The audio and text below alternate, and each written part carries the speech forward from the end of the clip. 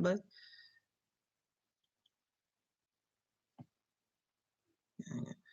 hello, this is McD the Beast, and this is McD Sports 4 coming to you today.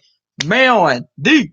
Let me move my screen a little bit. The Man Terps beat Virginia Tech 54-10 in the Pinstripe Bowl. Before I continue, don't forget to hit the thumbs up. Please subscribe to the channel. Greatly appreciate if you do that. Greatly appreciate if you do that. Really trying to go to chance. Let's go ahead and do that. Man Terps, best game of the season, performance-wise, all year long. From start to finish. Absolutely amazing by the Maryland Terps. Thank you, Syracuse Belfort Sports. I appreciate that. I'm telling you this right now. The future's bright for Maryland. It really is. This is a big win for Maryland. I know it's the Pinstripe Bowl, but it's a big time win for Maryland. You look at this team, not Tula. I always mispronounce his first name, but Tyler Lova, he's coming back for another year. Rakeem Jarrett's coming back. This is a big time win for the Maryland Terps. And it's big for a lot of reasons. Big because first above 500 season, 7-6 since 2014. This is a big win for recruiting. And you might be thinking, well, is that Big Ten versus ACC team? Virginia Tech, 4 hours away from University of Maryland. This was a regional game right here. Big time win for that standpoint. I think this is a big win to the doubters of Mike Locksley. People still doubt Mike Locksley. I think this is a big win for him, proving that, hey, he could win here in Maryland. And I'm going to talk about Virginia Tech a little bit as well, but absolute dominant win from start to finish, from the punt return, from the 70-yard bomb when the new Virginia Tech coach Paul Fry was on. They were going to talk to him during a defensive drive for Virginia Tech. First play, 70-yard bomb for a touchdown.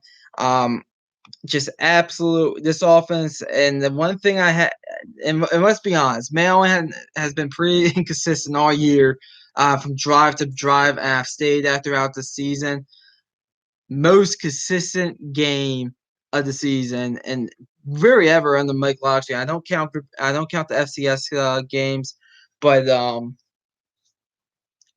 because you could look at 79-0 Howard, but I do think this is a big win for Mike Locksley. I really do. Maryland has some heavyweight fighter knockout ability. I've noticed under Mike Locksley, when they get going, they can compete with anyone.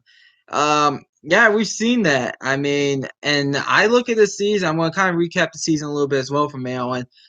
That Penn State game and Michigan State game, they were in those games. Ohio State, no. Iowa, no. Michigan, no.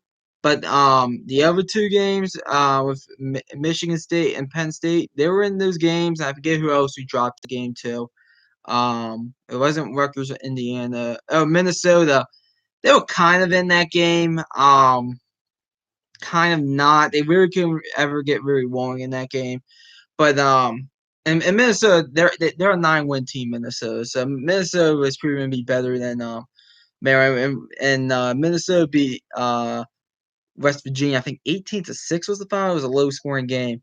But last night in the bowl game, I forget that they play. I think it's it was in Arizona, I believe. I want to say Cheez It Bowl, but I know that's the next game coming up on here with Clemson and Iowa State. But this is a big win for the University of Maryland. I can't state that enough. They're out, in my opinion. I think they're outclassed in the Michigan and the Ohio State games. I agree with that. Minnesota is even. Iowa, they're a little bit more talented than us, but they shouldn't be losing 51-14 Iowa. But I want to talk about Virginia Tech here real quick. And here's the good news if you're Virginia Tech. I think anybody will agree with me. I think it's a great hire, Paul Fry. I think he's going to do great things there.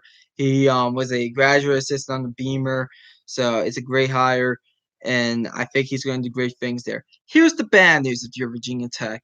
I think you let Fournette go a year too late. And I think it's shown. It has been proven. You look at their performance today. There's a whole first string I know they're kind of banged up, especially at quarterback. Um, you look at Virginia Tech. You look at that second and third string for Virginia Tech. Um, those guys. I don't even think those guys are group of five talent guys. I really don't. Um, it's a dumpster fire. Yeah, Syracuse did beat Virginia Tech, didn't they? But no, I'm sorry. That second, third string, I don't even think a group of five guys, a caliber players. Maybe like a second or third string for a group of five. But those guys were not. I mean, they did not look good this afternoon, Virginia Tech, at all throughout the whole game. They did have that nice little fake punt. That's really all they had, and they did put together a good drive for a touchdown in the first half. But outside of that, they really didn't do anything. People are saying this is maybe a bit of a retooling project here with Virginia Tech. I think it's a rebuilding project. I think you got to overhaul this roster and basically redevelop this roster from what I've watched today with Virginia Tech. Um, that might take 4 or 5 years, and I understand that, but I think it's worth it. They have beaten them the last few meetings we have played them. Yeah, I mean, even the 2018 Syracuse team was decent, but I mean, you look at the two Syracuse teams that beat Virginia Tech the last two times had combined 9 wins. So I'm assuming it was 1 to 5 and 7 teams. And I guess you guys went 4-8 this year. I forget if you guys went 4-8 or 5-7 this year. I know you guys went 5-7 and 19, so I'm assuming it's maybe that team. But they need it needs to be a rebuild there in Virginia Tech. You kept Fournette there a year too late. Everybody knew he was a lame duck. It cost you. Paul Fry, I think he's going to do great things there, but he needs to rebuild and overhaul this roster. I mean, I'm sure the first string's good, but I look at the second and third string for Virginia Tech. I don't. They can't compete in the ACC. Those aren't ACC players right there. So that's what I know is about Virginia Tech. But I do think you guys have the right guy at the helm if you're a Virginia Tech fan watching this. But Maryland, I'm going to recap the season a little bit. Started out great, 4-0 start, including a big win on the road against Illinois and a big win at home against West Virginia. Um, and the reason why I say the Illinois win is a big win because it's a road game in the Big Ten. There's always big. If you can win a conference game on the road, that's a big win. Especially if you're a team like Maryland, just try and get to a bowl game. West Virginia, that's a big win for recruiting for a regional standpoint. Hit a bit of a rough spot with Iowa, Ohio State, Minnesota, Michigan State, Penn State. Even though we were in those two games with Michigan State and Penn State, but then we went ahead and we beat Indiana in there as well. I forgot about that. We beat Indiana. That Indiana game was a big win because we haven't beat them the past few years. And I said before the season, we have to beat Indiana. I know people are projecting to be top 25. You get them at home. I wasn't that sold on Indiana. I said I thought Maryland had a shot against them. I was like, we gotta beat them. They did. Now, Grant Indiana finished the season 2-10, primarily because of injuries. And I expect Indiana to at least be competing for a bowl game next year. But you look at that was a big win, I thought, for Maryland, just on a psychological standpoint. And then Rutgers, big win there to get into the bowl game. And then, this big win against Virginia Tech, 7-6. I said Maryland was going to go 7-5 this regular season. We ended up going 6-6 only because I did not expect Michigan State to be as good as they were. And we were in that game against Michigan State, despite I thought Michigan State was not going to be good this year. So that's why I thought that that Maryland was going to beat them in the preseason. But you always miss a few. You look at this season, as I said, I think it's successful. I think you could go into next season. I'll tell you who we get game 1 next year. It might just be an FCS opponent or someone not that good, or a group of 5. I shouldn't say that good. A group of 5.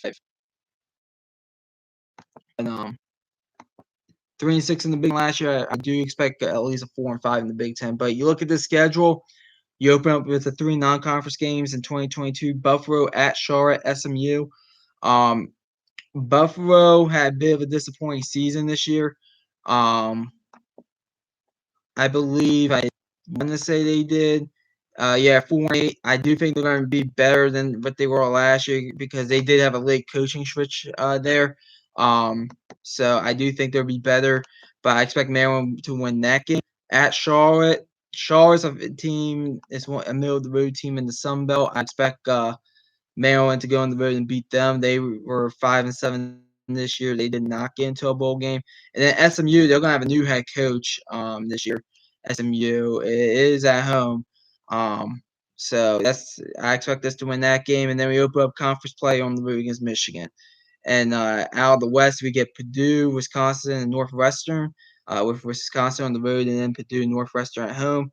And then looking at the schedule, it's going to be important that we have 6 wins, I think, going into November to secure that bowl game. So we'll see what happens, but very proud of this Maryland Terps team, and I can't wait to see the future. I'm really excited about this. This is a great win for the Maryland Terps. Thanks for watching the video. Hit the thumbs up. I'm going to be actually doing a video, I think, and I'm going to try release it maybe late tomorrow night, if not Friday, of some predictions I think will happen 2022 in the sports world. So stay tuned for that. Thanks for watching, though. McD the Beast signing off.